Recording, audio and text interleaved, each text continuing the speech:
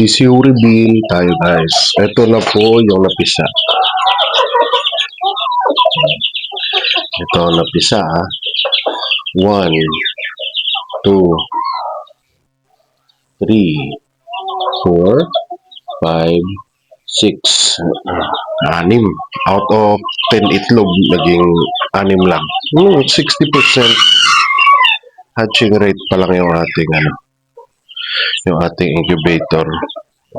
Will make some adjustments. Diba?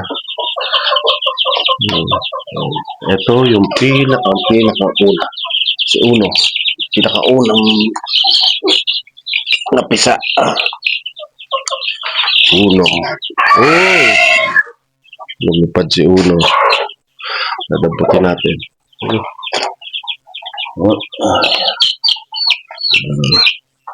Uno. Hello. Natin ang mukha. As expected, mahal na sila sa nanay nila. Kasi ang kapartner niya ay Brassback Butcher na pure. Ito si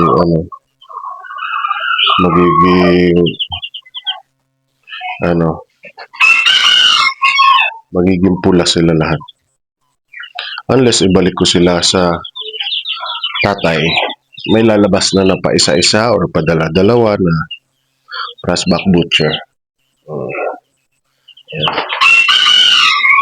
Ito yung mga expected na lalaki. 1, 2, 3. Paputin natin isa. Yan. Medyo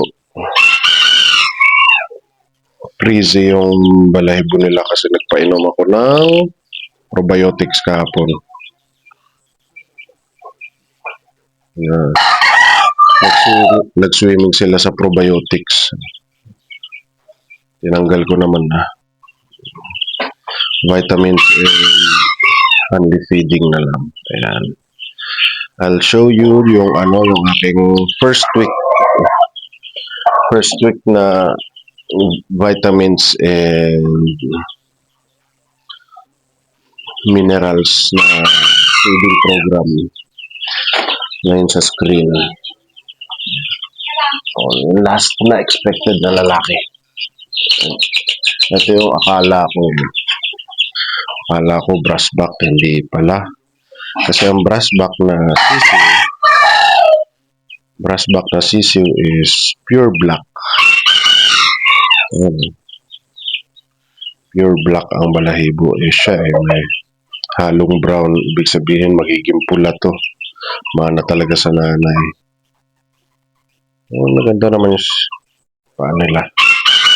Walang problema. Walang kabig. Walang kahit ano. Maayos. Maganda pa.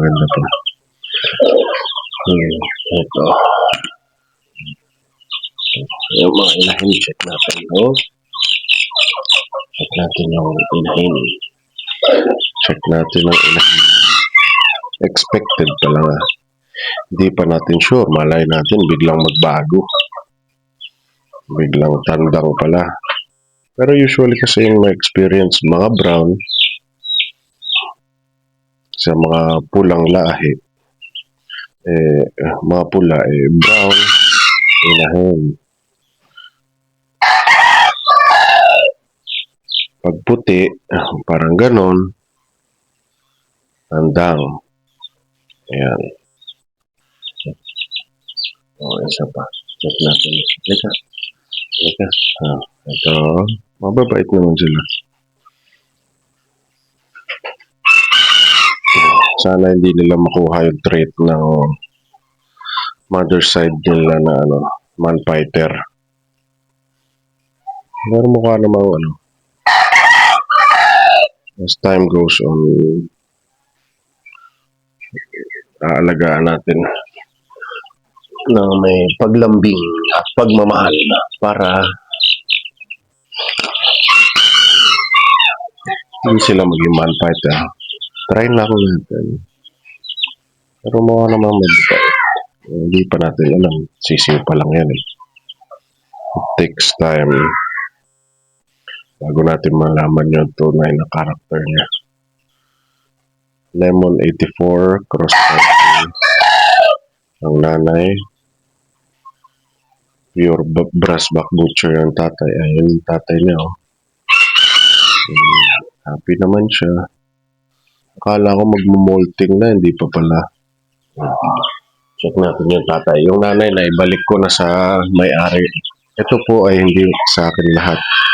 Bibigyan ko yung may-ari ng inahin. Ay, barbed wire pala. Ay, naka-alambre. Agiwin. Agiwin po ang pangalan niya. Try natin. Kakat ko na lang to. Pagtatanggal ng ano. Yan.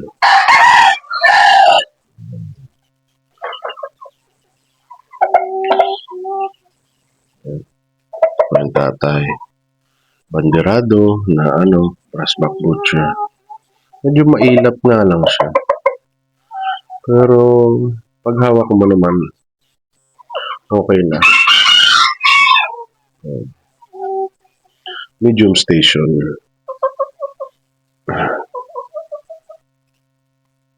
Pero kasi para sa akin, medium station is the best for long life. In my opinion lang yan, guys. O mga matatandang paniniwala lang talaga ang aking mga kasi ang aking mentor, yan ang mga turo. Medium station.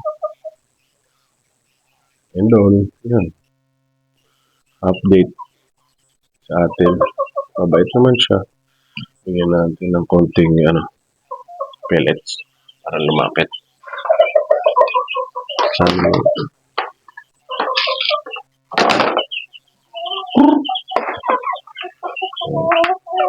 Mabait naman. Hindi naman siya basta-basta namamalo. Pero may times na man-fighter siya.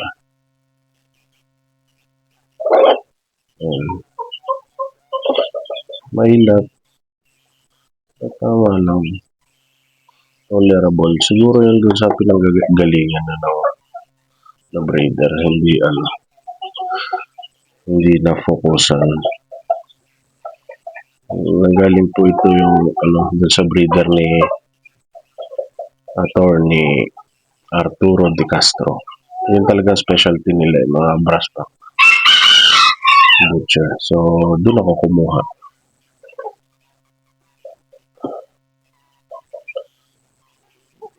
Thunderbee Game Farm.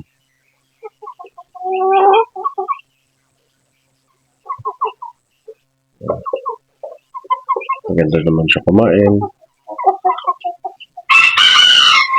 Nung unang dating nito, manipis ang balikat. Ngayon, gumanda na. Ayan lumapad-lapad na. Though ang butchers kasi talagang may pagka-inbred pa ito ng kaunti. So, I'm not expecting na talagang siya.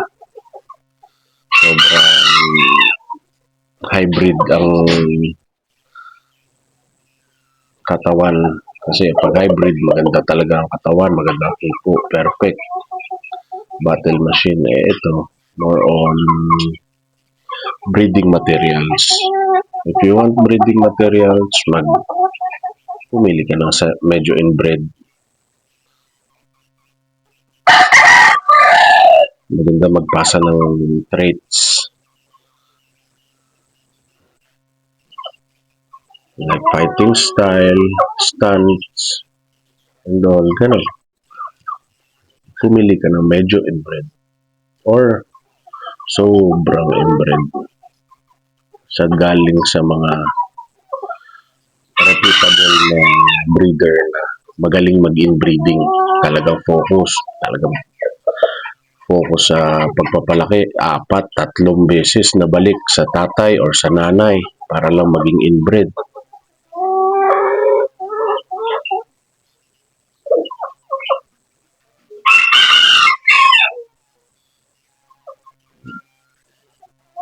That's all guys. Pinakilala ko lang yung tatay. Maraming salamat.